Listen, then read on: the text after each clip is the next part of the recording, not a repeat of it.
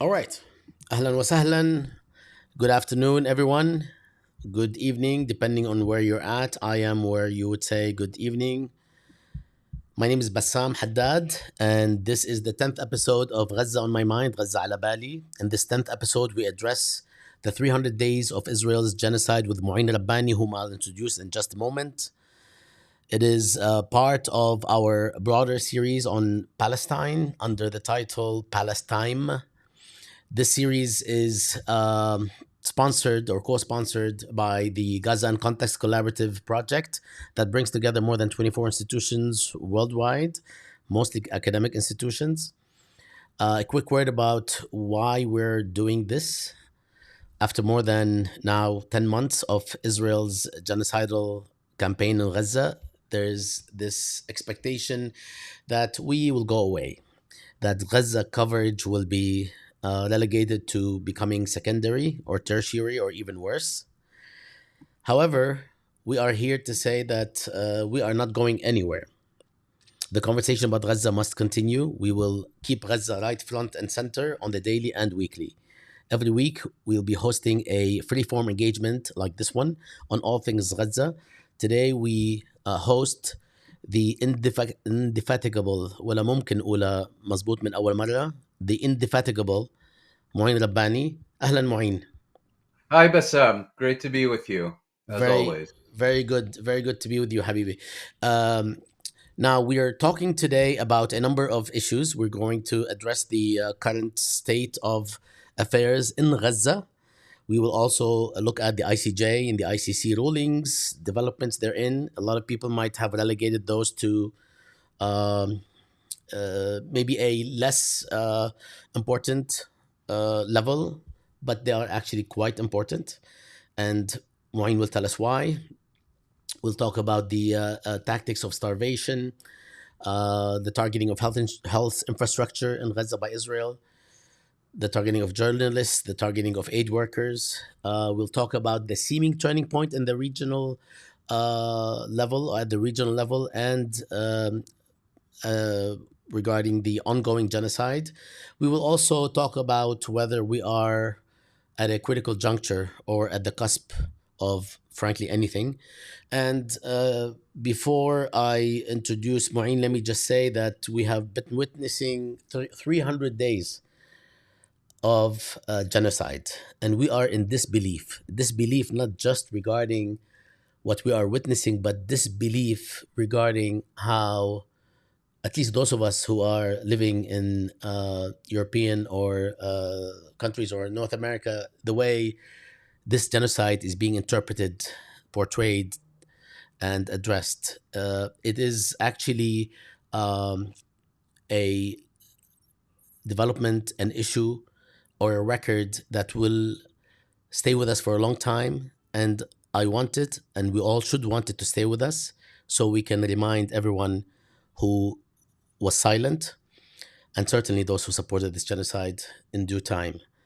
Mouin Rabbani is with us to discuss those matters. He's a researcher, analyst, and commentator specializing in Palestinian affairs, the Arab-Israeli conflict, and the contemporary Middle East. He has, among other positions, previously served as principal political affairs officer with the Office of the UN Special Envoy for Syria, head of the Middle East with the head of Middle East with the Martti Ahtisaari Peace Foundation, and senior Middle East analyst and special advisor on Israel-Palestine with the International Crisis Group, ICG. Rabbani is co-editor of Jadaliyya, where he also hosts the Connections podcast, which is remarkable. Now probably has exceeded 100 episodes, and edits its Quick Thoughts feature, which is running on an ongoing basis on Jadaliyya, something that is a record of what has been happening on the weekly in Gaza. He is also managing editor and associate editor of the Journal of Peacebuilding and Development and a contributing editor of Middle East Report historically. He is non-resident fellow at the Center for Conflict and Humanitarian Studies and at Democracy for the Arab World now. Mu'in, I know that there's a lot to say about your bio, but we're going to skip that and jump right into the More than conversation. enough. Yeah, absolutely. Let's jump into right into the conversation on Gaza. If you can give us a brief overview of the state of affairs today, and feel free to leave out most of the discussion on the regional situation because we're going to delve into this pretty deeply. Thank you, Bassam. And if I could just start when it comes to indefatigability, if I pronounced that correctly, I think you're in a league entirely of your own, and your ceaseless energy during, throughout your career, but particularly during the past 300 days has been remarkable and a sight to behold. As you mentioned, we have now entered the 300th day of the Gaza genocide, and I think it's important to briefly go back to the first day, if you will. While it's true that the current crisis erupted on the 7th of October 2023, it did not originate then. Its roots go very much further back.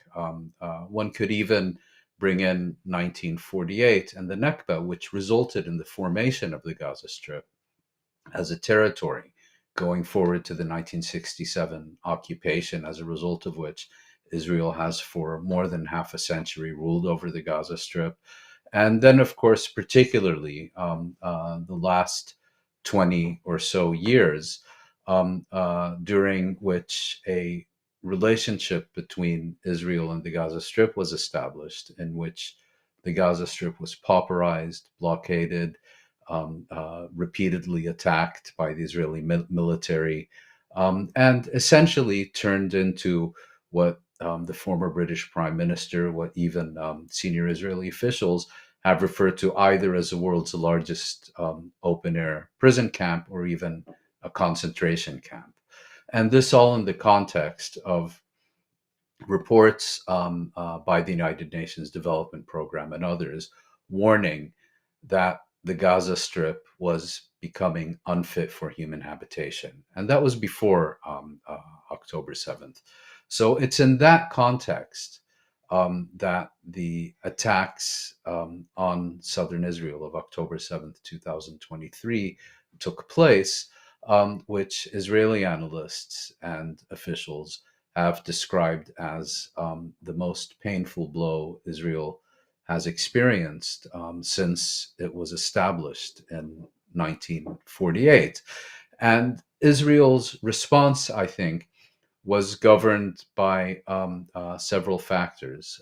First and foremost, uh, lust for revenge, an insatiable lust for revenge. And I don't think we can understand what we've been seeing for the past 300 days without understanding this primary Israeli motivation, a determination to make not only Hamas, not only armed Palestinian groups, but to make the Palestinian people, and particularly the entire Palestinian population of the Gaza Strip, pay and pay dearly, and in tens of thousands of cases, pay with their own lives, the lives of their families, the lives of their children, the lives of their parents, for the attacks of October 7th.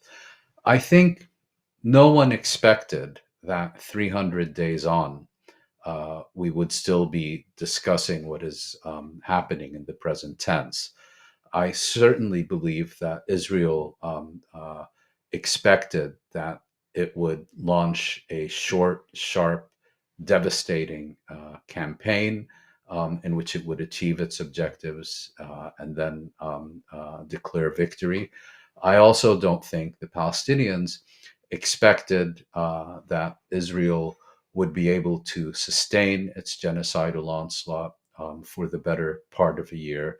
Um, Both because I think it was a Palestinian estimation that Israel would not have the staying power for such a long campaign, and because I think they also looked at previous Israeli onslaughts upon the Gaza Strip in 2008, 2009, 2012, 2014, 2021, which tended to run their course after several weeks or at most 1 to 2 months. And I don't think any of us expected that you would have not only Israel's Western sponsors and allies uh, continue to give unqualified, unconditional support to what is so incontrovertibly a campaign of mass murder, of genocide, with while paying only lip service at best to the need to preserve innocent lives and so on, but also that governments in the region, particularly Arab governments, would assume a position of, collectively, I should add, the position of impotent spectators who, again, have made no more than declarations to try to bring to an end what is going on. And what we've seen is, on the one hand, this extraordinary campaign of mass murder that has effectively transformed the entirety of the Gaza Strip into one mass killing field, combined with an Israeli inability to meet any significant military objectives as those would be defined in conventional terms. Hamas, almost a year on, and despite what I believe is a Israeli campaign whose length was unanticipated, continues to fight as a coherent force, continues to show, to demonstrate, let's say, the basic features of a coherent military organization. Um, uh, its leadership is largely intact. Its battalions and so on, whose destruction and dismantling Israel has repeatedly proclaimed, well, these are still fighting and launching attacks on Israeli forces in the Gaza Strip, and at times Israeli targets outside the Gaza Strip. And what we've seen, in addition to this, let's call it this military confrontation, also an Israeli campaign which is deliberately designed to eliminate, to literally eliminate, the civilian infrastructure of the Gaza Strip from the face of the earth.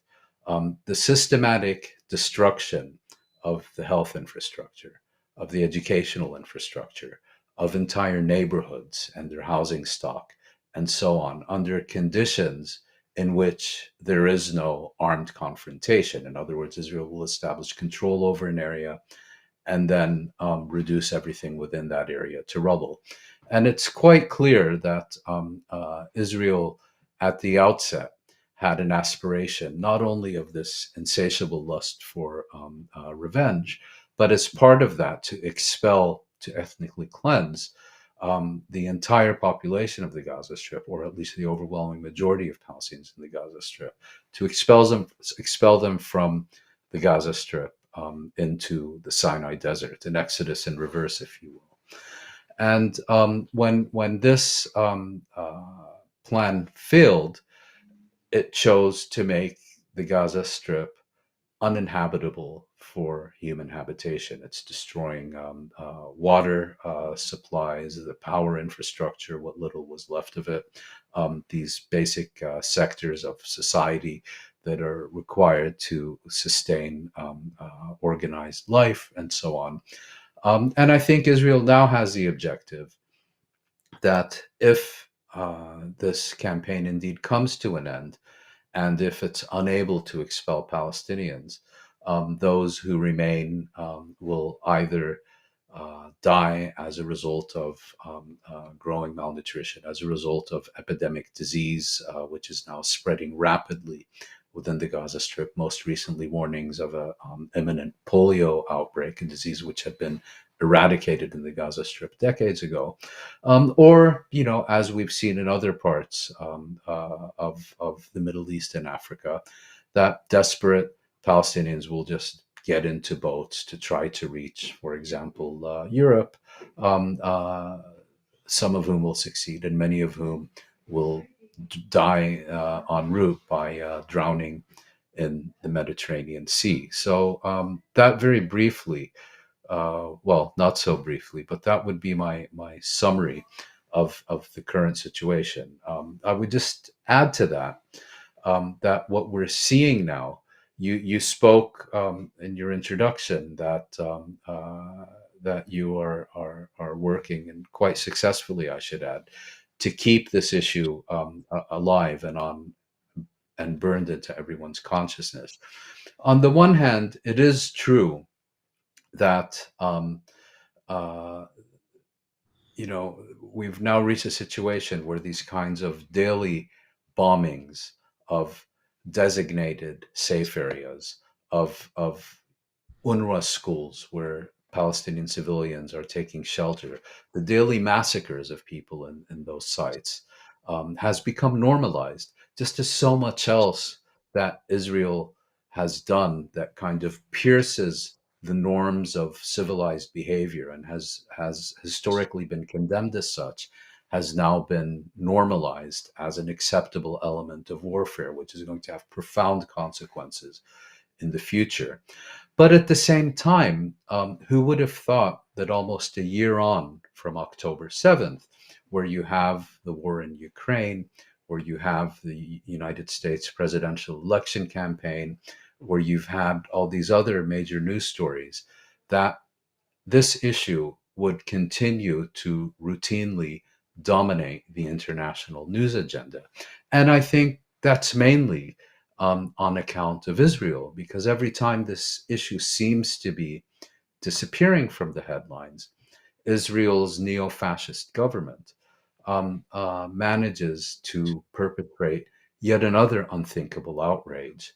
That despite the normalization of all these factors that we were just discussing, manages yet again to put Gaza and the question of Palestine front and center on the international news agenda. Mouin, before we go on, I would like to ask you something um, Excuse me. based on simply wanting to know what you think. And even though you and I speak regularly, maybe we can address this right now as well. I've been reading you for a long time, and I'm old. I'm older. Even then, I was still reading you in the 1990s. Um, and I know that you're a very realistic person, and I'm quite realistic as well, and try to recognize reality through a realpolitik lens. But despite all that, despite us not having any illusions about the world, about the discourse of states that claim to be the bastion of X, Y, and Z, that is good. Uh, are, After 8 months, 9 months, 10 months, month after month of mayhem, televised mayhem, are you at all? Are you shocked that this keeps going, and not just keeps going, not just keeps going, but it is increasingly interpreted as legitimate in the circles that we actually live in, not somewhere far away. And we both live in the United States and Canada, which is يعني تابع, which is it's almost the same thing in terms of the discourse. Are you at all shocked? Before we go to the nitty gritty, I just wanted to pose that question. It's a very good question, and I have to answer it in both the affirmative and the negative. It is somewhat shocking that even a government as unprecedentedly, unconditionally pro-Israel as a Biden administration, which is led by a president who proudly and repeatedly proclaims himself to be a Zionist, and who can, and whose hero is none other than Golda Meir, the woman who said there is no such thing as Palestinians, Well, among many other things. Uh, it is somewhat shocking that even taking into account this let's say, political milieu, if you will, that 300 days into what is the first live streamed genocide in human history, that these governments remain unapologetically committed to seeing this through to the very bitter end. Um, Not going to get into the discussion of why and how, but that on the face of it is shocking. But at the same time, I think this has also revealed um, a quite remarkable chasm between government and governed, between ruler and ruled, in Western states. I mean, just as we may be shocked that 300 days in, these governments are not even going through the motions of pretending to be putting this to an end and holding the perpetrators to account, and so on. What is to me even more shocking, if shocking is the right word, rather, what I never expected to see in my lifetime has been the global outpouring of solidarity with the Palestinian people, often in places where you would least expect it. I mean, when I was in college in the United States in the 1980s, universities were a bastion of pro Israel activism. In 2024, Israel on US campuses has become a dirty word. And in dozens of universities, students have set up encampments to protest not only Israel's genocide, but their own government's complicity with that genocide. Of course, we've also seen it in many Western European countries, in Canada. I want to And interrupt you 1 second, yeah, Habibi. Just for the sake of fairness and for the sake of us knowing who we are and the majority of the globe knowing who they are, not just you and me and our networks, when we say that Israel has become a dirty word on campuses, I'd like us to affirm that we're not saying that we are making it a dirty word, just like President Trump made Palestinians and Palestinian a dirty word, because anybody can make anything a dirty word. We're referring how, by its actions, including the killing of 40, 50, and some say over 100,000 people, directly and indirectly, it has given itself a dirty word on US campuses among people of conscience and so on. I just wanted to make that yeah, clarification so that fair, fair. it's not Yes, thank you for that. Yes, I mean, people no longer want to be associated with Israel.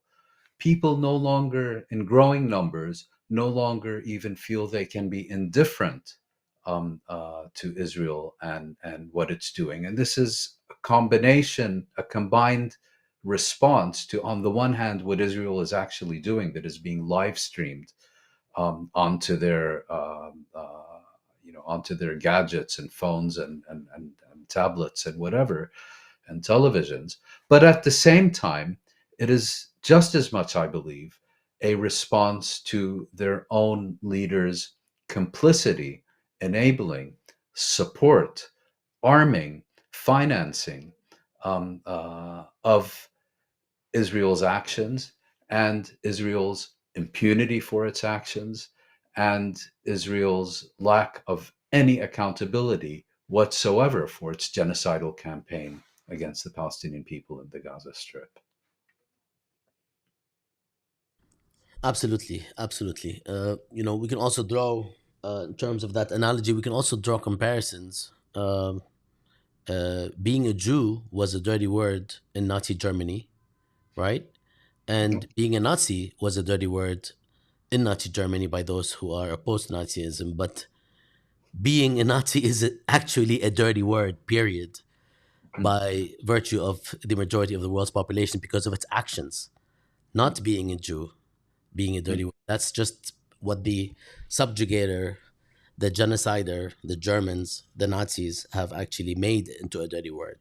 Yes, I mean, being a Jew was a crime of identity, if you will, in Nazi Germany and anti-Semitic circles more generally.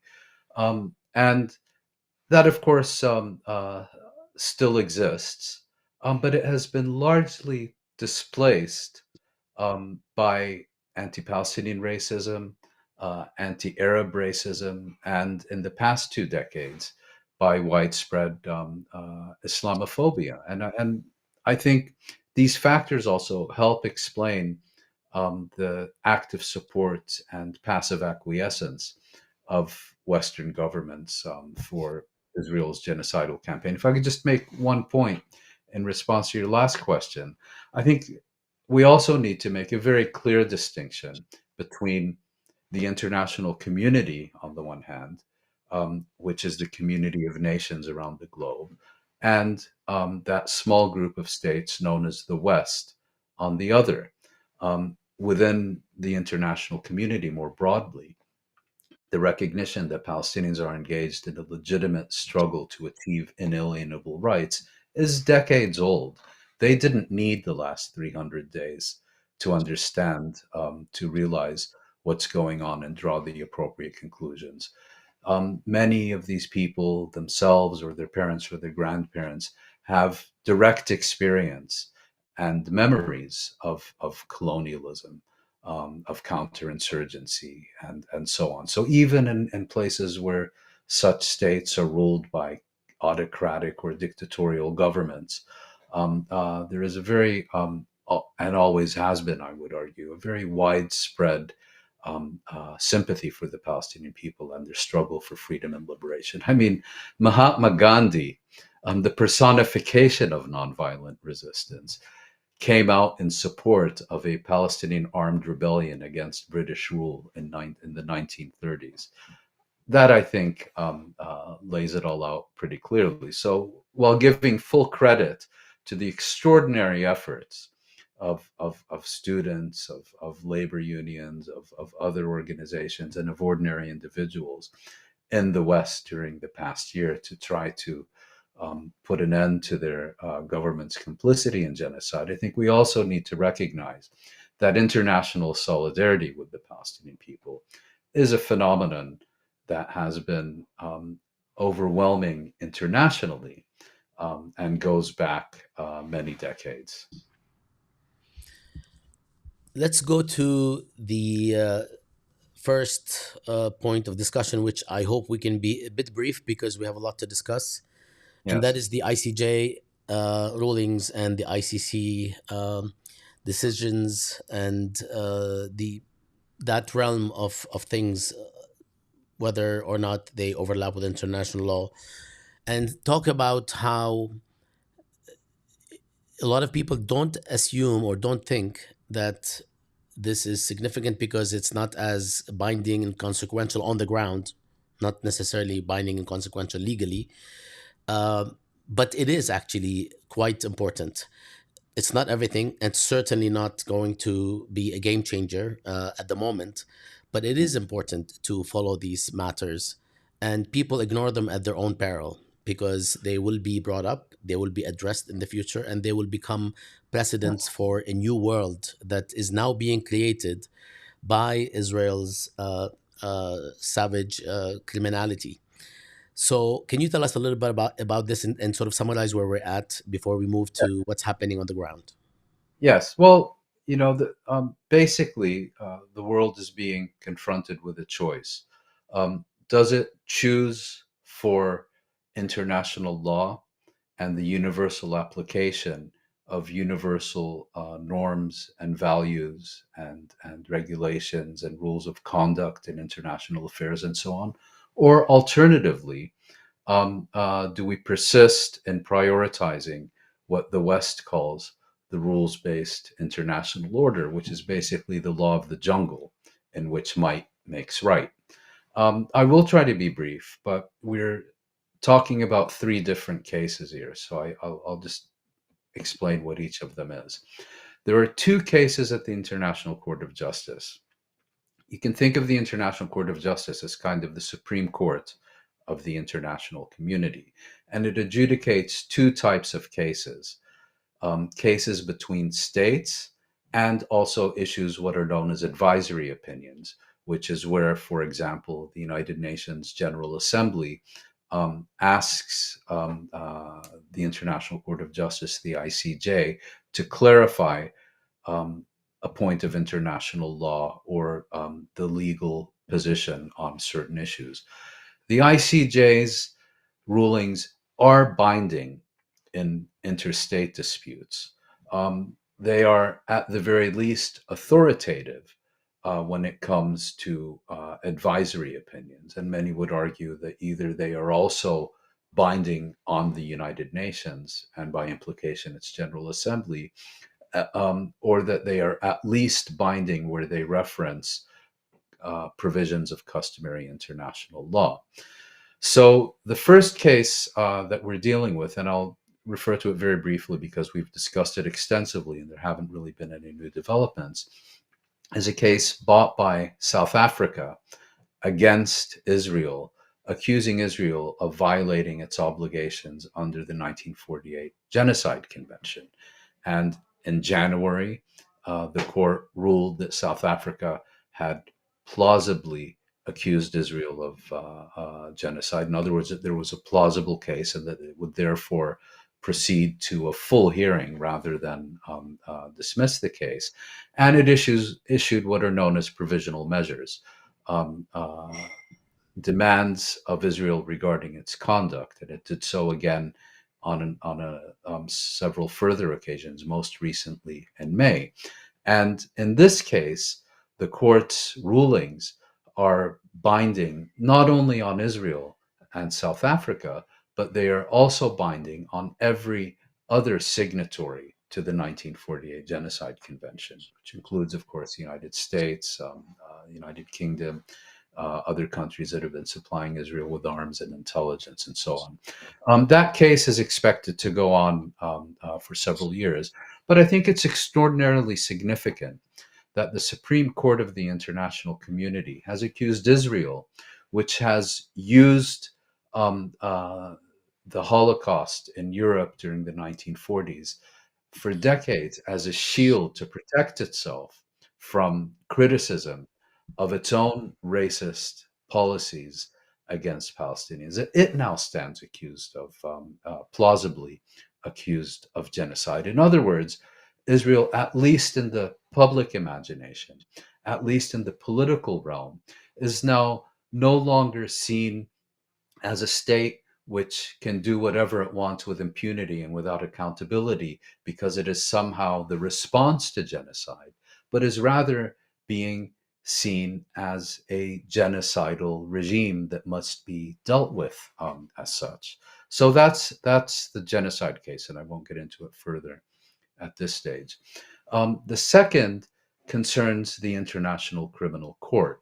In contrast to the ICJ, the ICC does not deal with disputes between states or governments or international organizations, but it is a criminal court that deals with individual criminal responsibility for a series of crimes defined by the Rome Statute, which governs its operations. These concern war crimes, crimes against humanity, crimes of aggression, and genocide. There are four categories. I'm not sure I got that right.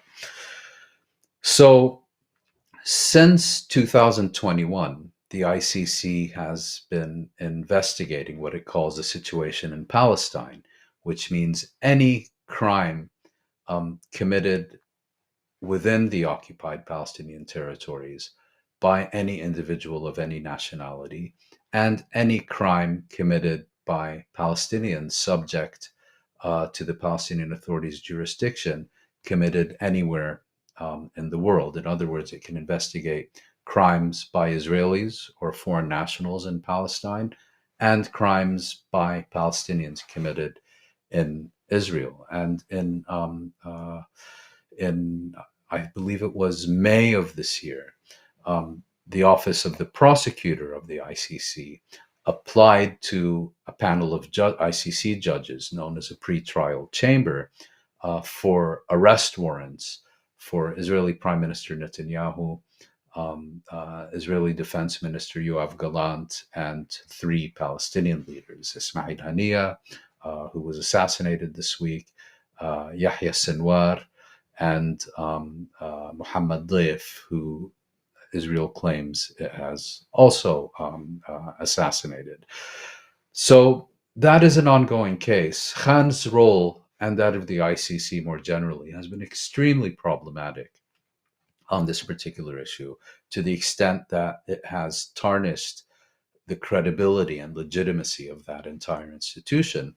And what we've seen most recently is the British government, um, prior to the elections, asked for permission to challenge the jurisdiction of the ICC, because its claim, the claim of the British government, is that because of the Oslo agreements, the ICC has every right to investigate and prosecute Palestinians, but has absolutely no right to investigate or prosecute Israelis. So, in other words, the British position is Israel must continue to have unrestricted impunity to commit any crime that it desires against the Palestinian people, but Palestinians need to be energetically prosecuted for any infringement that they can be accused of. The court accepted this, and then the court accepted about 60 or 70 more submissions for and against jurisdiction. Of course, leading the pack in defense of Israel was that other genocidal state, Germany, basically making absurd claims that these issues should not be properly investigated until Israel has informed the world that it has completed its genocide, and only then can we begin to basically do a forensic examination of Israel's actions. And it also made an argument known as complementarity, which is basically saying that where a national judiciary is properly investigating the same individuals for the same crimes that they stand accused of before the ICC does not have jurisdiction. Well, of course, no Israeli court has investigated or prosecuted Netanyahu or Gallant for the crimes that the prosecutor has suggested is seeking to arrest them for. So, this is basically a maneuver to gain time in the hope that this issue will eventually go away. And there's also, of course, been the whole scandal of Israel's Mossad intelligence agency spying on ICC prosecutors and staff, seeking to bribe them, seeking to intimidate them. This all came out earlier this year. But so that is a second ongoing issue. The third one also concerns not the ICC, but the ICJ, and this is the most recent one. And in this case, the UN General Assembly in January.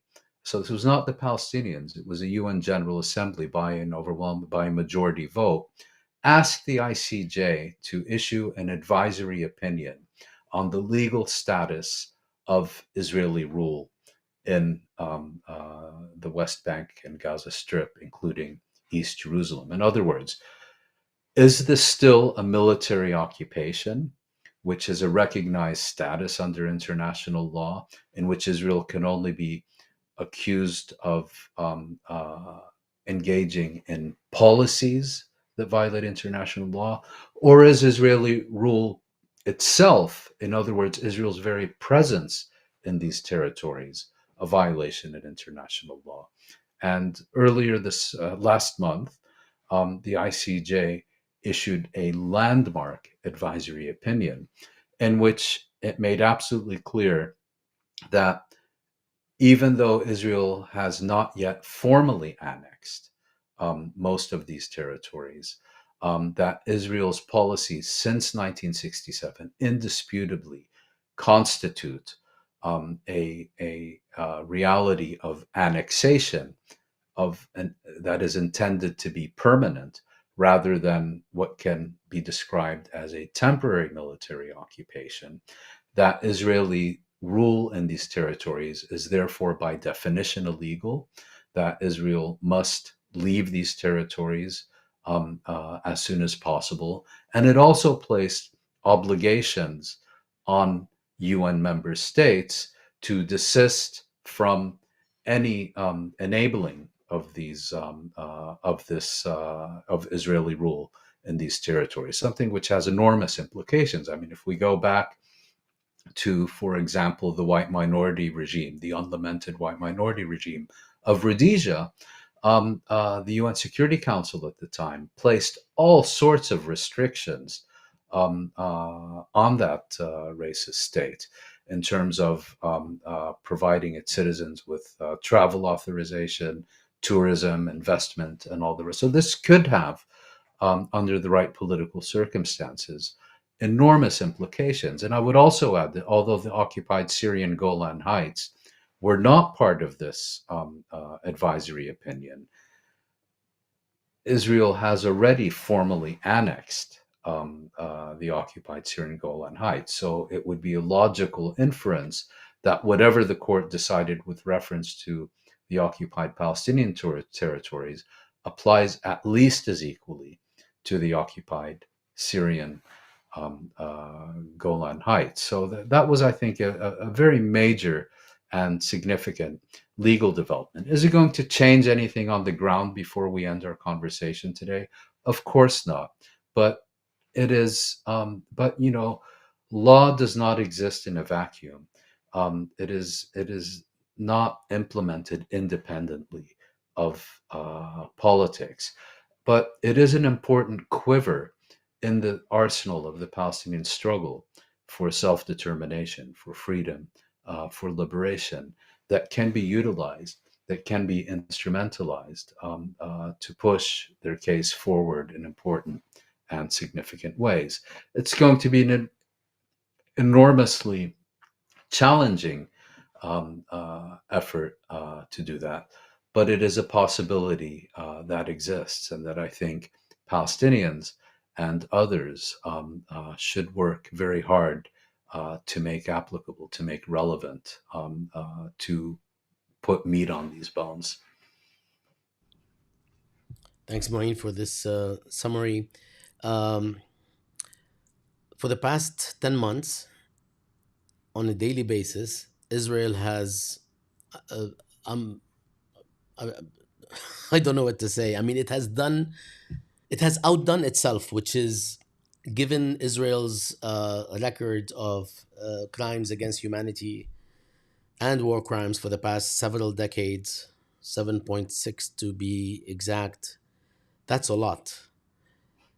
Whether it is the sheer number of people it killed deliberately, whether it is the destruction of homes, where more than 70%, some say more, of homes in Gaza are destroyed, infrastructure as well, where it has bombed every single hospital, it has bombed to the ground every single university and most schools, where it has starved human beings, where it has directly and indirectly caused the spread of disease, um, where it has controlled every single aspect of Gazans' life every day, from energy to electricity to water, where it has blocked food supply along with its own citizens, settlers, and beyond, which is, you know, which is very important because when we talk about Israelis, we are faulted sometimes for not distinguishing between state and society, which I support. Uh, but polls, Israeli polls suggest that the distinction is actually far smaller than people think, especially if you take out the Arab population, the Palestinian population inside Israel proper, 48. So people have sort of, I'm not saying they tuned out. I'm not saying they are exhausted. We are exhausted and sometimes we tune out, but people always come back. However, even the people who are watching and have not actually gone away. Some people have actually. They started seeing more and more of this as just more and more of the same. So I would like you to talk to us about how to frame what Israel has been doing. We could have done this 6 months in, and it would have been horrific. We're now 10 months in, and it's pretty unfathomable, actually. It's beyond horrific. Can you frame for us uh, the atrocities and how they may be connected, and maybe add some sort of formulation to the connection between them from Israel's point of view, from the IDF's point of view, from the political leadership's and the war cabinet's point of view, because we are on the receiving end watching and witnessing. But there is a strategy, a deliberate intentional strategy, whereby these things together are far more than the sum of their parts in terms of destroying life in Gaza. Can you just talk about those different things, from Yeah. the policies of starvation all the way to the destruction of infrastructure, Yes. healthcare infrastructure, education, and beyond, based on Well, what you feel is pressing? Well, you mentioned that we need to distinguish between state and society, and I fully agree that we need to do that in the case of Israel, just as we would do that in any other case. We, of course, we can't present or represent these as being one and the same thing. That doesn't mean that you therefore have to turn a blind eye to the realities of that society, or deny what is clearly the case in a particular society. And in the case of Israel, we have seen state and society feeding upon each other in the cycle of extremism and radicalization, where it's you've reached this level of racist hysteria that has not many parallels in human history, and I think it's important also to not only look at Israel, its state, and its society in isolation, but to recognize that a primary reason that this has happened and that this has been allowed to happen is that the West has given Israel for decades total impunity for its actions, for its dealings with the Palestinian people, whether that is the invasion of Lebanon, the Sabra Shatila massacres, whether that is the consistently accelerating pace of expansion, of settlement expansion in the occupied territories, whether that is the apartheid it practices against Palestinians, whether that is routine and systematic violation of human rights and international law. So you cannot, I think, give a proper explanation of the cycle of radicalization and extremism of Israeli state and society without assigning a primary role to the impunity and lack of accountability this state has enjoyed over decades. It's almost a natural response, a serial killer who receives a new dagger or machete or shotgun from the police department on every birthday and Christmas is probably shouldn't be expected to stop their killing spree. And I think something similar is going on here. And I think we need to recognize what Israel is, whether is, has become, always has been. Israel is a um, irrational, genocidal apartheid state. irrational, meaning that it can no longer take decisions that any neutral outside observer would deem to be in its best interests. Irrational in the sense that it can no longer distinguish between friend and foe. I mean, you read these statements coming from Israeli cabinet ministers, and you would think their biggest foe is not Hamas, but Joe Biden. Um, an apartheid state, I don't need to elaborate on that further because there are very detailed, lengthy, authoritative human rights reports from Palestinian, Israeli, and the leading international human rights organizations that detail why this is so genocidal. Well, we've already discussed that today. And when you have a regime like this, it forms a threat not only to its victims, and as many would argue, to its own society, but it forms a threat to both regional peace and security and international peace and security. I mean, you now have Israeli cabinet ministers openly speaking of using nuclear weapons.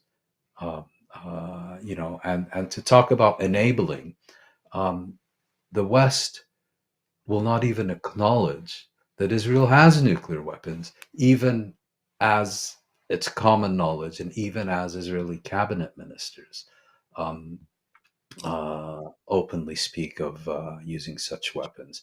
I mean, I was, watching a program yesterday in which one of Israel's leading historians, Benny Morris, was discussing an opinion piece published in the New York Times in which he was also advocating for Israel to use nuclear, to drop nuclear weapons against Iran. I mean, how many other conflicts do you know? I mean, do India and Pakistan routinely talk about dropping the big one on each other? Not that I'm aware of. So the state is a danger first and foremost to itself, to the Palestinians, and then not only to itself, but to everyone. And it is a regime, I think, that, as with similar regimes, needs to be dismantled. Its society needs to undergo a process of de radicalization so that it can once again join the community of civilized nations. And in the absence of this, I really see no hope for any kind of enduring peace in the Middle East. We've had other examples that are similar that I'm not going to get into now, but we are really dealing with an entity, a state that has become so radical, so extreme, so irrational that it presents a clear and present danger. And this state, together with the policies of its foreign sponsors and allies, has accelerated the process of extremism and radicalization within its society. I'm not sure if that was your question, but that was a point I wanted to make. Well, that was that was part of the question because it's really important to point out that this is I don't want to say unique. It's not unique. It's happened before, where the Yes. genocidal actions of a state have been supported by the majority of its people. It could be that Israel ranks up there in terms of the numbers, reflecting those absolute majorities. Yes, but it's not necessarily unique. But it is unique in an important sense, and that is in reference to the self-professed descriptions of Israel and the description of Israel by the United States as a bastion of XYZ, as the only democracy in the Middle East, as the most moral army. In that sense, it is unique. And what that does is that it increases the gap between reality and rhetoric to the point of absurdity, Mhm. right? None of Yeah, the I mean, yeah look, when you're engaging in genocide, and you get some apologist flunky, like I believe his name is John Spencer, who teaches at some U.S. military college, who's writing all these opinion pieces saying, nowhere in history has an army ever taken such extreme precautions in ensuring the sanctity of civilian life. Um, and yeah, the most moral army in the solar system, the only democracy in the galaxy, and all the rest of it.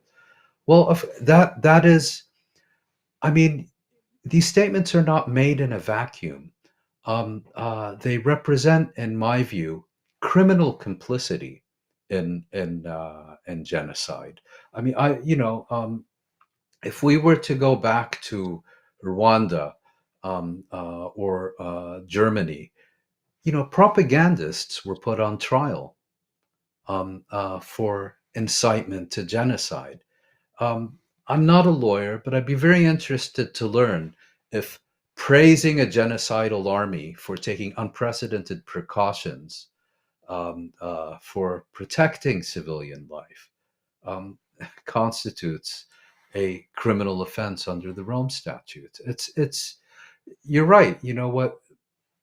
If you look at these other cases, yes, there was widespread praise for a genocide within, the societies of the offending state.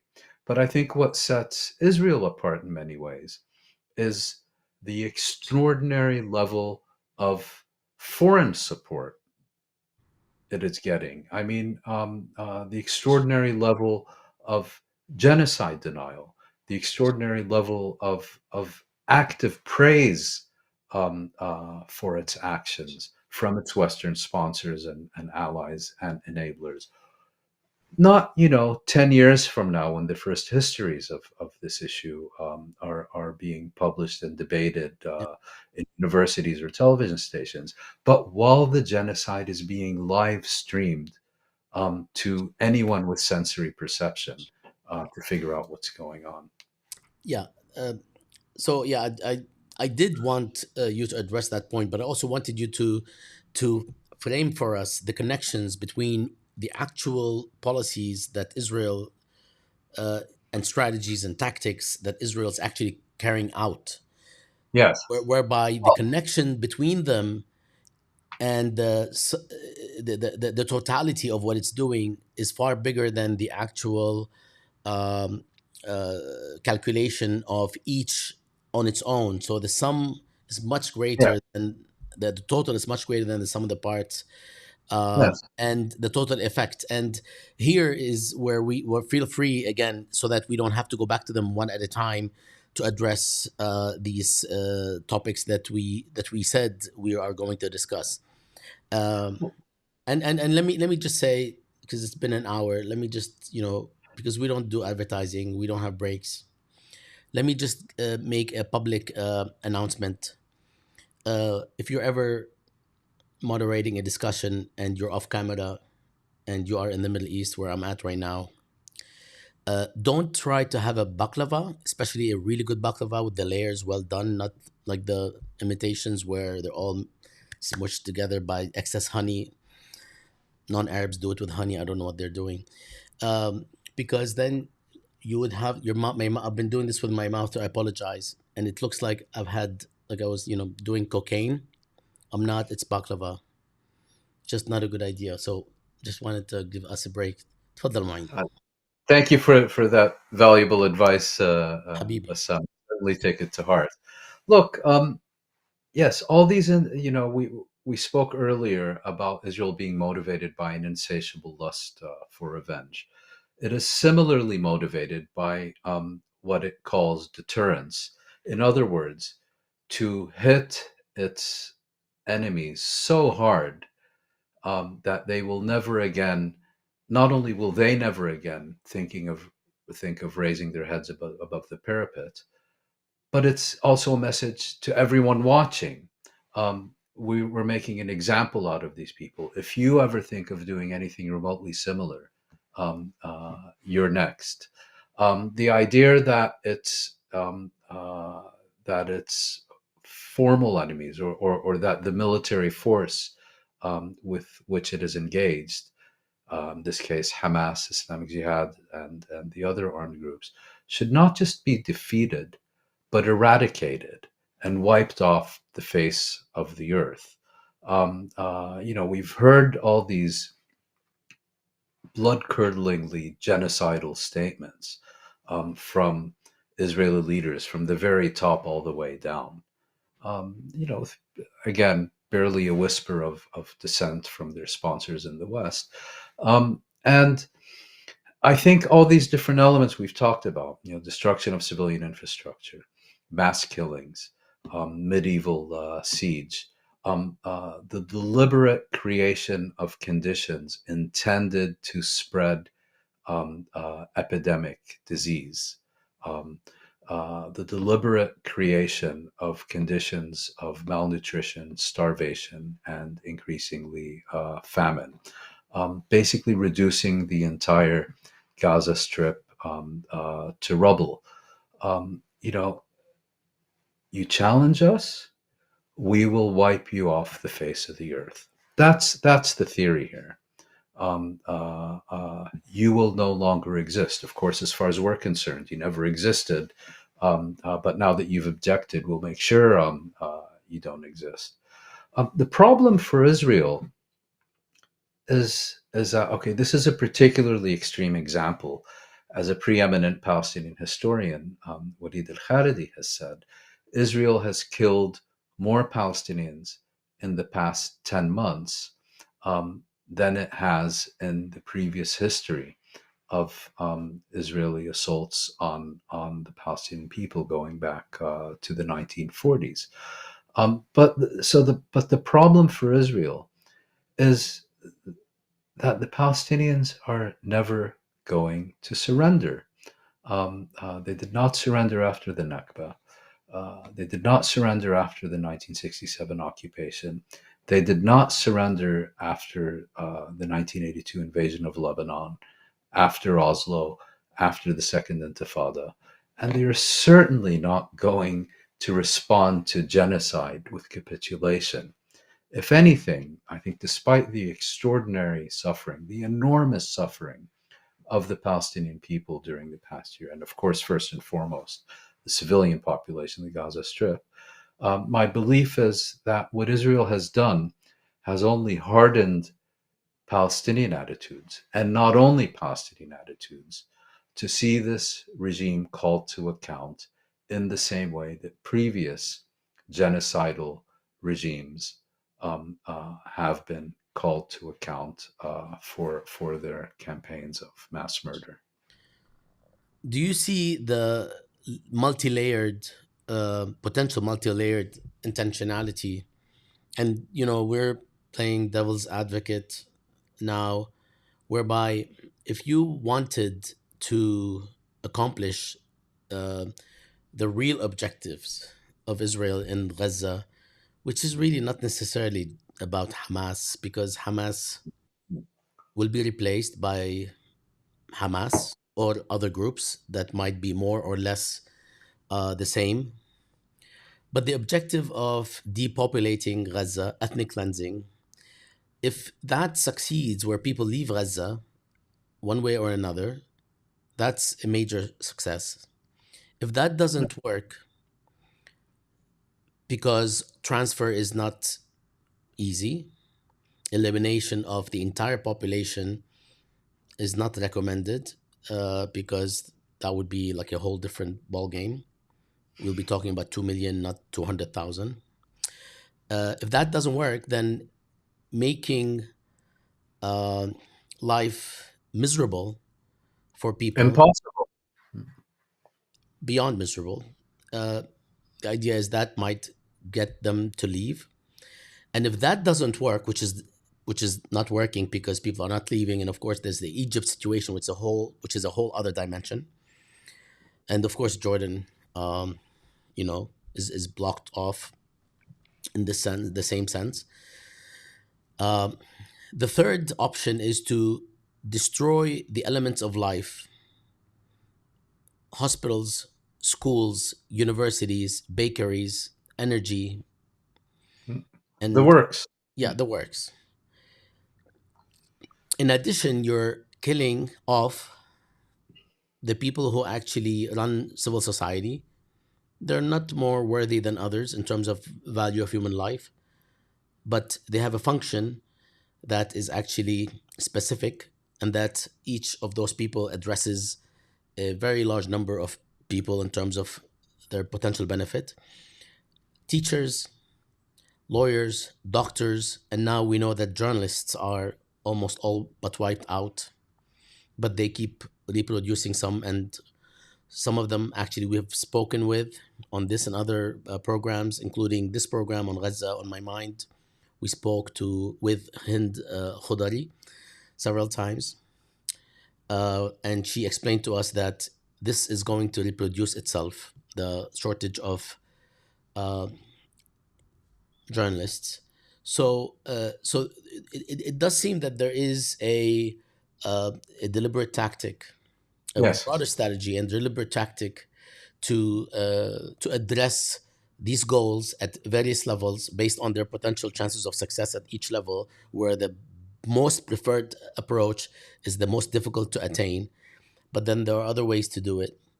And Yes. now we enter into the health epidemic issues that will take care of, as in mafia language, of hundreds of thousands of people potentially. It will Yes. harm and debilitate tens of thousands of people pretty soon, and maybe even more later. We still are, those of us who are paying attention, we still are witnessing what's happening in Fallujah as a result of the United States' use of white phosphorus and other chemicals in Uranium. 2003, 4, and 5. So, and depleted uranium. We still have this in southern Lebanon, of course, from the 2006 Israel invasion. So, yeah, this is the sort of thing that these 10 months have actually shown us, and I think one of the reasons the expansion of the massacres and the prolongation of the genocide is not just about Netanyahu knowing that if this is over, he will be, gone because of his own internal troubles with the law, I guess, in Israel in terms of corruption and whatnot. But it's also something that everyone else is in on, which is why, despite the fissures and schisms in Israel, he is given a lot of leeway that uh, is given because they share these tactics and strategies that they know will make life not worth living for so many people potentially. And the longer you actually go on, the more these realities on the ground will set in, kind of like the uh, racist settlement approach of creating facts on the ground. These Yeah. this is like creating death on the ground. Yes. And if I could just make two brief You points. could make all the points because I'm just interjecting. You're the one who's making the points. I just wanted to add that. You Uh, know, I thank you, Bassam. But the idea that this war has lasted this long, primarily because Netanyahu is prolonging it, supposedly to stay out of jail, is such nonsense. I mean, we are to believe that the entire Israeli leadership and that is Israeli society more generally, is fully aware that Israel is enduring everything that it is losing in this war and all the costs associated with this war, and is willingly doing so in order to help a corrupt prime minister stay out of prison. That's nonsense. It's much bigger than that. Secondly, since you mentioned epidemic diseases, I mean, we already have now tens of thousands of cases of hepatitis A in the Gaza Strip because of the destruction of the sanitary infrastructure and so on. But I'd like to specifically address polio. My understanding is that its primary victims are going to be the very young, the newborn infants, because, um, as I mentioned, polio was eradicated from the Gaza Strip quite some time ago. And in contrast to, I think, in some Western countries, newborn children are no longer routinely vaccinated against polio because it's considered um, a disease that no longer exists.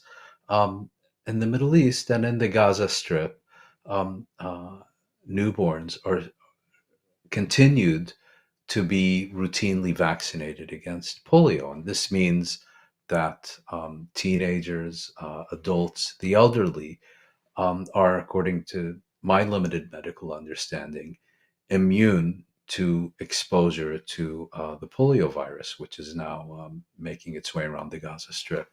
But it is those very young who cannot get vaccinated now, because Israel is preventing the delivery of sufficient doses of polio vaccine, because so many health workers have been killed, because the conditions simply do not allow for any orderly vaccination campaign. So those are the ones who are mainly at risk. Arguably, those are the only ones who are at risk.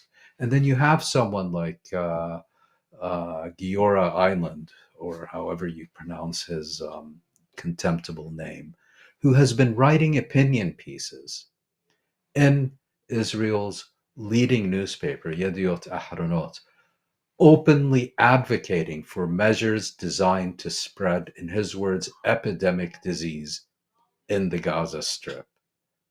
Um, Why? Because he feels this will contribute to the necessary catastrophe that Palestinian society, not Hamas, the Palestinians in the Gaza Strip need to experience, and because it will make it easier for Israel to defeat Hamas with less casualties. Imagine this guy's a former general, a former national security advisor. He has so much confidence in his mediocre army that he's openly advocating for mass epidemics because he knows his soldiers can't fight, and they need a and they need a what's it called, an enemy debilitated by disease in order to have a fighting chance of winning. And regarding these other issues you mentioned, aid workers, health workers, university presidents, teachers, journalists, and so on, it does have a certain um, Khmer Rouge quality to it, if you will, of the deliberate targeting of groups of people that, under normal circumstances, help to hold a society together and give it a coherence and a hope for the future. I think that's an important element to keep track of. And regarding, since we've been talking about Western complicity and so on, if you look at what's been happening to Palestinian journalists and you look at the response of Western media, I mean, if this was happening in Myanmar, if this was happening in Venezuela, and I won't even get anywhere near Ukraine, imagine the outrage if in those situations, the Committee to Protect Journalists was reach a conclusion that more journalists have been killed than in any other conflict since records began. Here we're in a situation where the Palestinian Health Ministry will put out certain casualty statistics. The Western media will denounce it as the Hamas-run Palestinian Health Ministry. Since when did they talk about the Trump-run Department of Human Health during COVID? The MAGA health system, the MAGA National Institutes of Health, or whatever. We never saw that, but here it's a Hamas-run health ministry, so they're able to delegitimize it. And then they'll say these figures could not be verified. But what you won't see them saying is that Israel has systematically prevented the entry of journalists, of human rights investigators, of ICC prosecutors, and so on into the Gaza Strip. I mean, if you didn't know this, you would be very hard put um, uh, to inform yourself from mainstream media reporting that Israel has systematically prevented the entry of journalists into the Gaza Strip since at least the 7th of October, with a few exceptions of people who go embedded with an army unit for a few hours.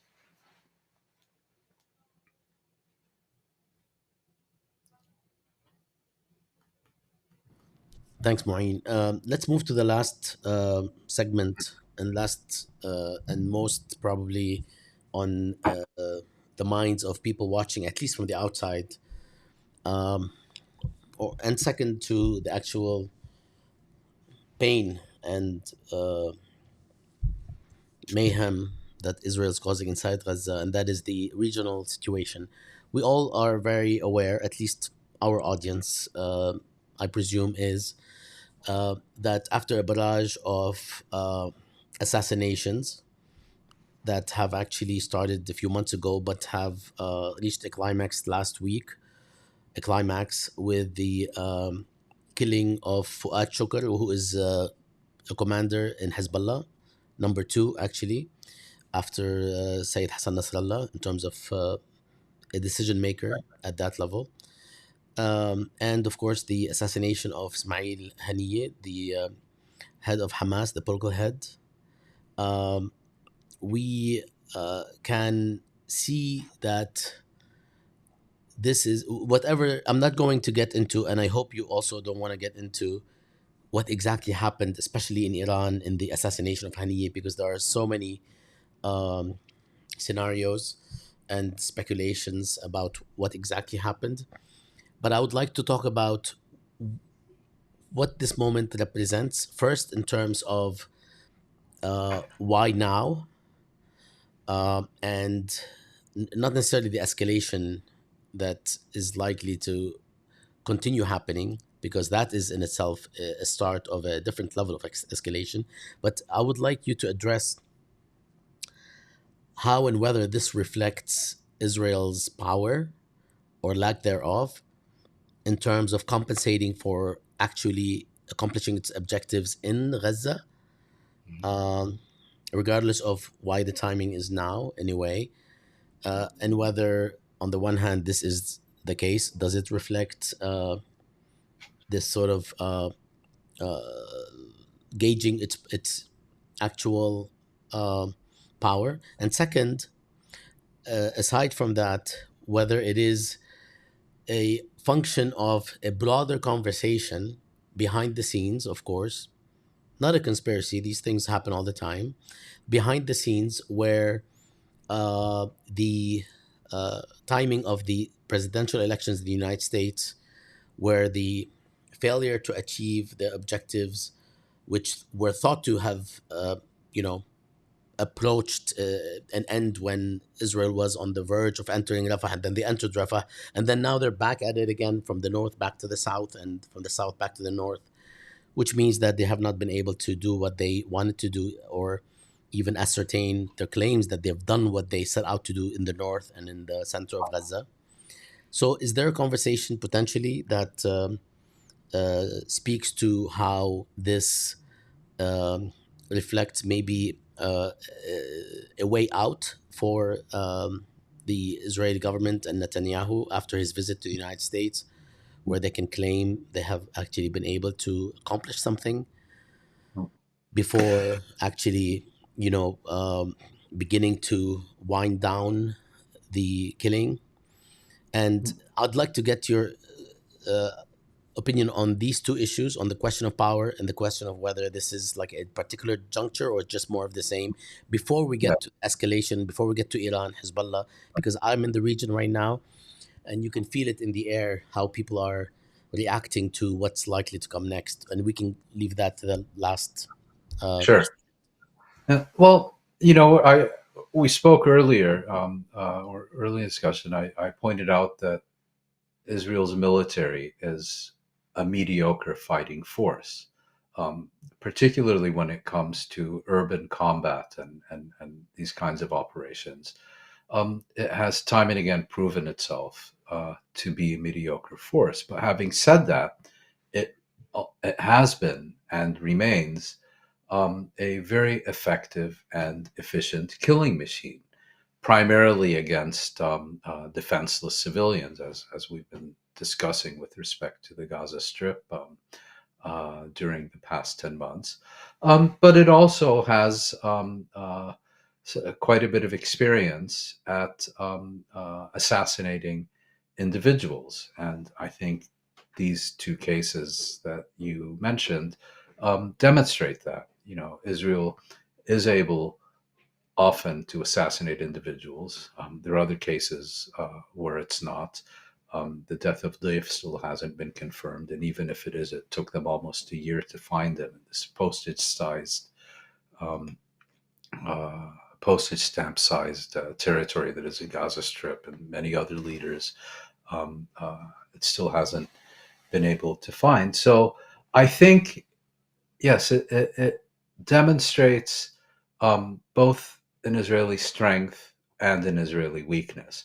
But what it also demonstrates, I think, is that Israel, as with many colonial powers, has a tendency to personalize its campaigns. In other words, the problem is this or that leader who is inciting an otherwise docile population who don't know what's best for them to rebel against their rulers. And the idea is that if you can only kill this person or eliminate that person, things will quieten down and go back to normal. But the record here speaks quite clearly that Israel does have a significant track record of assassinating leaders and senior members. I mean, in Hamas alone, it has sought to assassinate every single leader of Hamas. The first two, Sheikh Ahmad Yassin and Abdul Aziz Rantisi, were killed within a span of 40 days. The third, Khalid Mash'al, was meant to be killed through a poison injection into his ear in Amman in 1997, but his life ended up being saved by Israel after Jordan threatened to publicly hang the Mossad agents responsible in the public square in Amman after they were caught by Mashhad's bodyguard after a long chase through the center of Amman. And now Hania. And what we've seen is, there's a very clear distinction between the successful assassination campaigns of leaders and senior members on the one hand, in contrast to the absolute failure to defeat the movements that they lead. And not only has the assassination campaign not weakened, not defeated these movements, in certain respects, has actually strengthened them.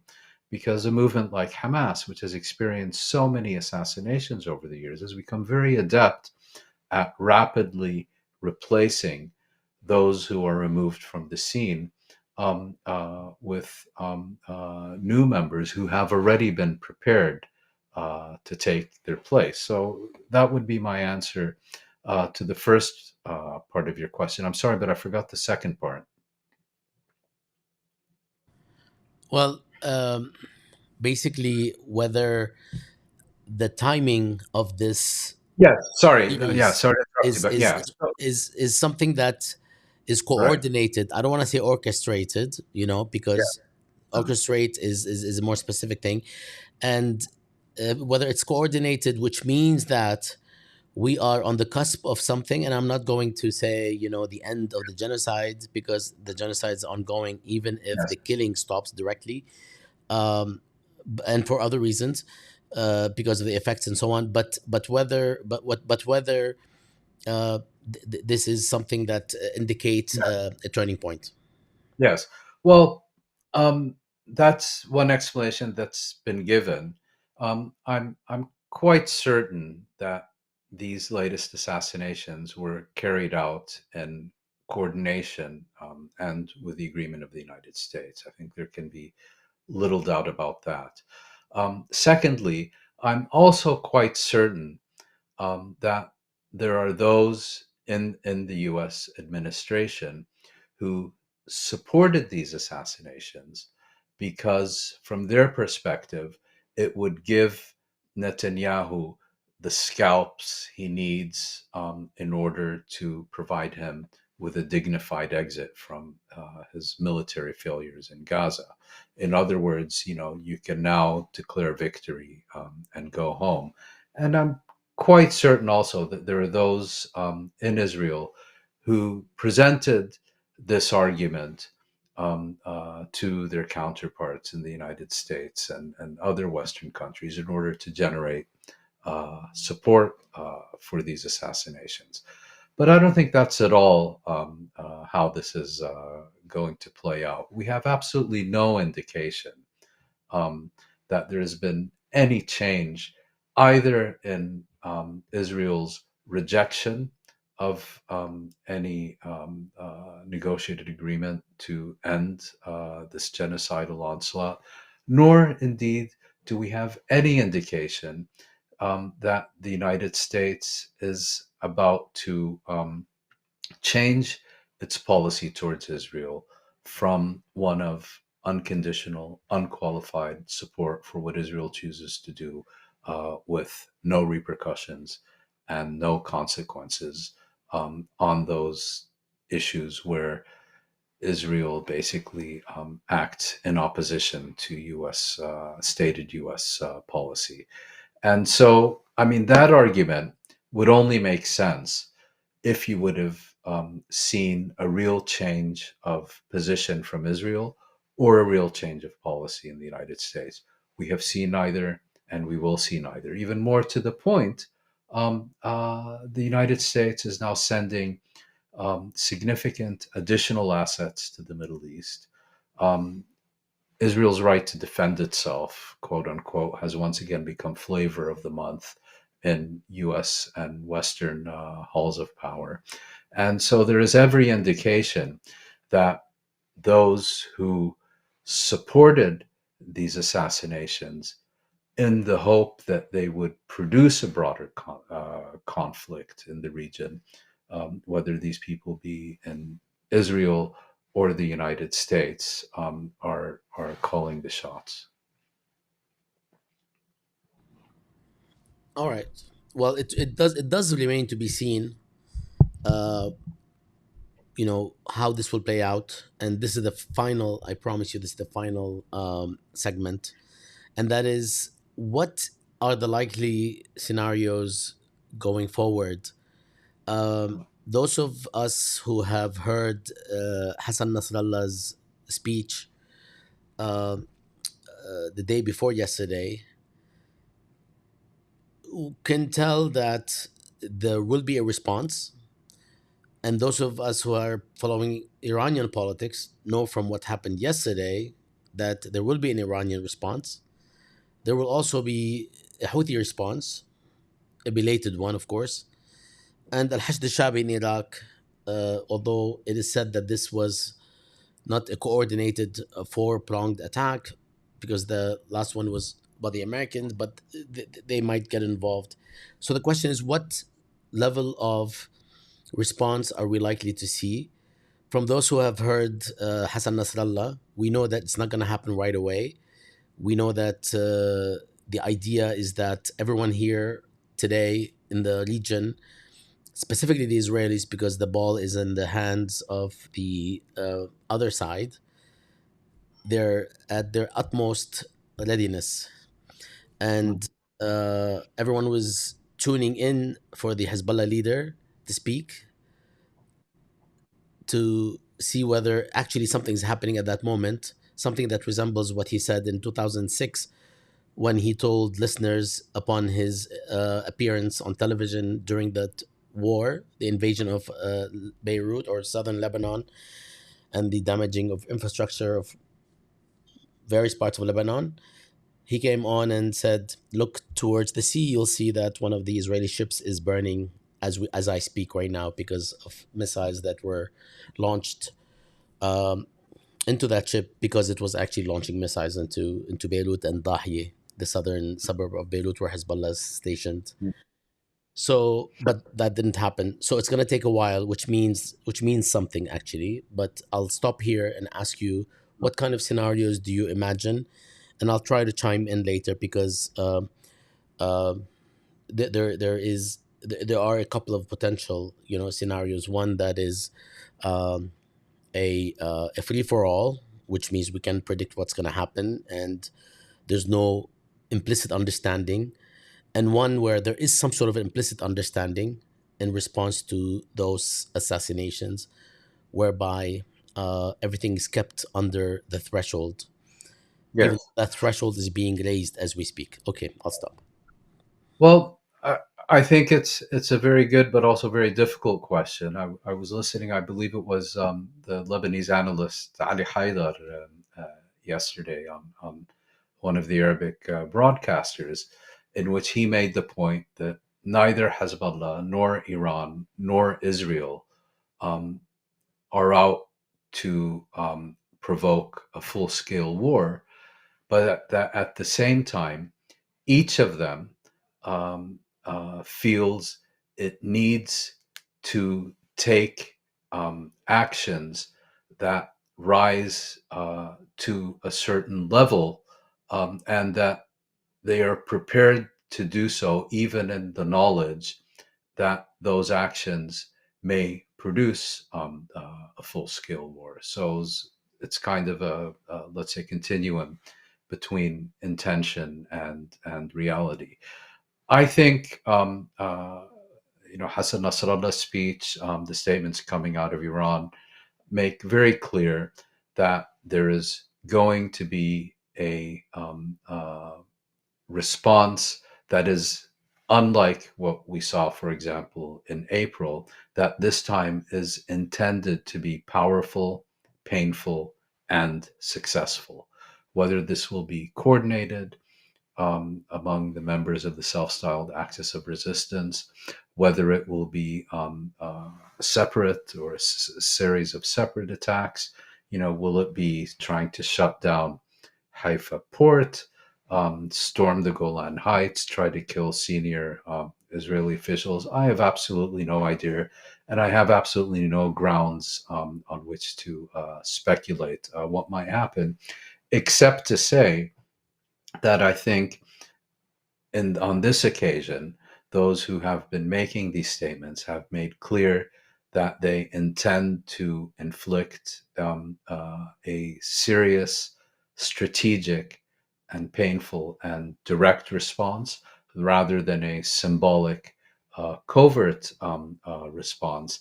And that from their point of view, those who are now calling for restraint missed the boat first when they allowed Israel to launch these assassinations, and are now missing the boat again by constantly repeating that Israel has a right to defend itself and that their commitment to Israel's security is ironclad.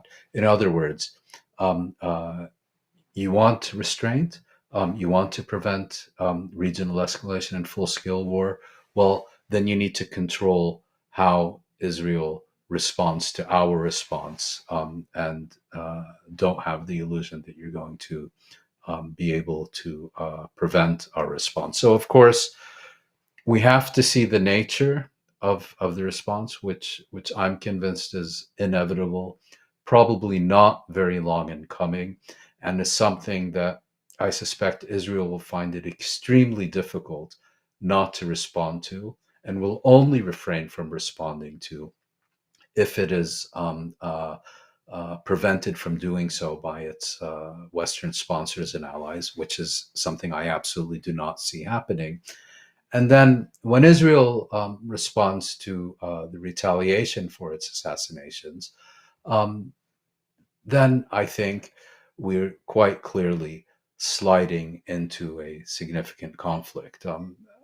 As I recently said, until these two assassinations, it had been my view that we can't really speak of an Israeli defeat. We can certainly speak of Israeli failure during the past 10 months, but that these past 10 months represent failure rather than defeat. My suspicion is that we're now entering a new phase where Israel really only has one of two options in terms of the outcome of this entire conflict. Either a crushing victory that leaves it in an unprecedentedly strong position in the region, or an unprecedented strategic defeat that will leave it in a position that is so weakened in the region that its future may well hang in the balance. And the other point I would make is I think Israel was in large part motivated by a desire to draw the United States directly into its armed confrontations with its enemies. And it sees in Biden the perfect tool for this. And particularly if he is succeeded by Trump, I think Harris, they have some questions about, but I don't think that's necessarily a key issue for them. But you know, it has been Israel's primary aspiration for decades now to see a direct military confrontation between the United States and Iran, and I think they see the period between now and January of next year as presenting a unique opportunity to do so. And I think that's one more reason to fear for the very worst. Although I would add that I think Israeli illusions about U.S. power in the Middle East may well be in for a painful reality check. Certainly, if one compares uh, Washington's extraordinarily successes, if you will, in Iraq and Afghanistan. So, kind of, I think the Israeli reliance on U.S. power to achieve its strategic objectives and its crushing victory, which will change the strategic picture of the Middle East, seems to me to be a very misguided one. Does the story and development of these horrific incidents in the Israeli detention space of torture and rape, and then the response by some who wanted to defend those who were held, of course, in the end, not much came of it, and folks were, these perpetrators were, for the most part, released, and the kind of uh, on the surface schism that we saw reflecting something much deeper also in various parts of Israeli society in terms of fissures and so on. None of them are about pro and con regarding Gaza and Palestinians, but they're internal. Does this have any bearing on how the war cabinet proceeds? I And, don't think so. let Sorry.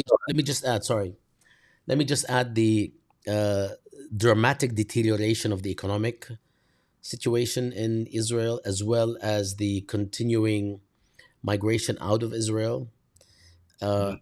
as well as a number of other factors that perhaps require their own discussion Yeah. and conversation. But does anything as to what is going on inside Israel affect at this point, not in the first few months or even recently, but at this moment right now, where we are beginning to see discussions inside Israel about these matters, and where many of those internal discussions are not open to the public, by the way, is Mhm. this going to have any, or does it have any effect, or not yet, or not at all?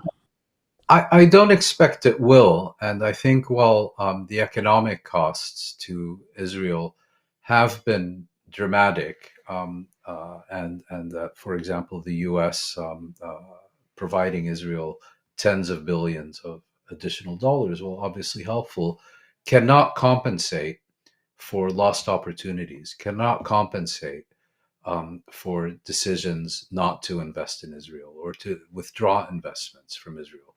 But I think there's an important point to be made here, which is that one thing that has distinguished apartheid Israel from apartheid South Africa is that in apartheid South Africa, the objective was primarily economic hegemony and the exploitation of the indigenous population.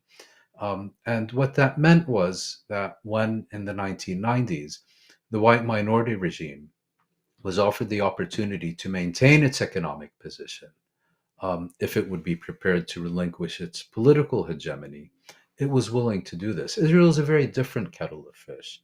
Israel is not about exploiting the indigenous population. It's about removing them. And it's not about economic hegemony, but political supremacy. So, in contrast to South Africa, Israel is prepared to pay a very significant economic cost, if necessary, in order to maintain a Jewish supremacist political system. And Or in addition to South Africa, because the idea is that it's X plus rather than X instead of Y.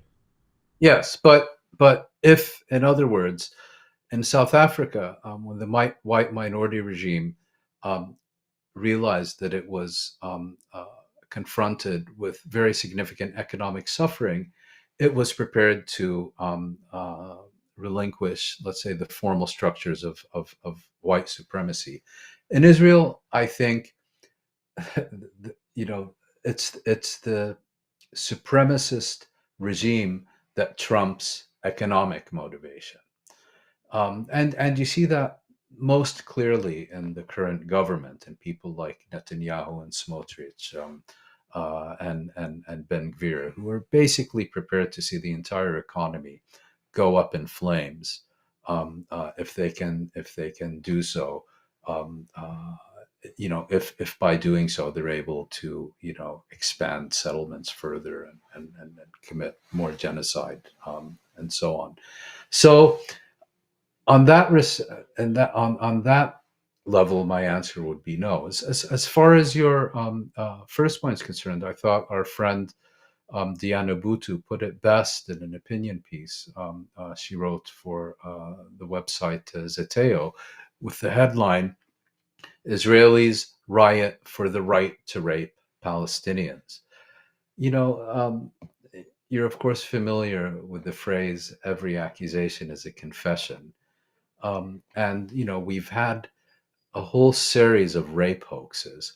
A rape hoax that was specifically manufactured to legitimize and enable the genocide we've been discussing today. And now we see, well, yes, actually, there is systematic rape. Um, and it's being done not by Palestinians, not even by Israelis against Palestinians, but by Israeli interrogators and torture specialists against Palestinians in detention facilities. I mean, this is really a combination of Abu Ghraib and the Gestapo. There's absolutely no other way to describe it. And it's particularly disconcerting to see when you have had the Western media since October 7th, at every critical juncture where Israel appears to be heading for a major public relations disaster, um, regurgitate and reinvent this 7 October mass rape hoax. But then having virtually nothing to say about this horrific story that emerged last week. There's been more about it in the Israeli press than in the Western media.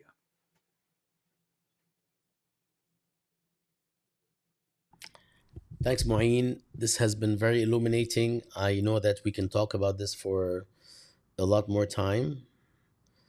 Um, but I will stop here because we are approaching the third hour. and we don't want to break the record, which is a little bit over 3 hours. Maybe we'll do it. Let's keep that record. Yeah, maybe we'll do it another time. Um, I don't have any final words. Sometimes I don't have any words at all. If you have any final words, do you want to leave any folks with any final comments? Well, I let me first thank you, Bassam, for organizing this discussion and to again acknowledge and you know express my utmost respect for your indefatigability. And I think it's important that we all recognize um, that the story is increasingly at certain stages out of the public eye. And it is in those times that we most need to focus on it because this genocide is ongoing. As you mentioned a few minutes ago, Bassam, it is actually intensifying. And with respect to the last issue we discussed, the prospect of a full scale regional war, um, if and when bombs and missiles start raining down on Israel, on Lebanon, on Iran, and who knows where else, that's where all the headlines are going to be focused. And it is at that point that we should expect Israel's campaign against genocidal campaign against the Palestinian population of the Gaza Strip and its civilian infrastructure to reach unprecedented levels of intensity and horror. الله لا يوفقك على الكونكلوجن. Sorry, I want me to try again. Can you do that again with something Yes, less somber? لا لا خلاص. yes. طيب, okay. شكرا معين. Thanks to Thank you. everyone who's been watching. People on the comment section on YouTube, you guys are hard at work talking about things that are not being discussed in this conversation, at least some of you. We tried to keep the freedom of expression going. We did not ban anyone or touch the conversation on YouTube, but we do want to tell you that the moment people go beyond a threshold in terms of personal insults, there will be a warning, and then there'll be some sort of an action. You could criticize Palestinians, Arabs, Muslims, Christians, Jews, Israelis, Americans, all you want, in terms of opinion about action. But once you begin insulting each other, or once you begin approaching racist language, we will have to remove you from the conversation. We tried not to do anything today because people kind of like approached the red line and went back. So, for the love of whatever you're into, just stay there. Don't cross that red line. The last thing we want to do is do to you what is being done to us in universities and elsewhere in the United States. Allah. Anyway, all right. Shukran Mu'in. Thanks to everyone. Thanks to everyone at Thanks, everyone. Gaza and Context, and at all of the good institutions that are co-sponsoring these conversations. You can find out more at palestineincontext.org. Sorry, you can find out more at palestineincontext.org, which is on the right-hand side of the screen. Please donate to unrwausa.org. We've had the representative or the person running the organization join us on Gaza On My Mind and share with us how the process goes and how this is actually one of the more effective ways to reach Gaza. And we have been able to ascertain this. We will be back with more conversations. Be safe, everyone. And those of you in the region, including myself and others, brace for security and safety. Salam.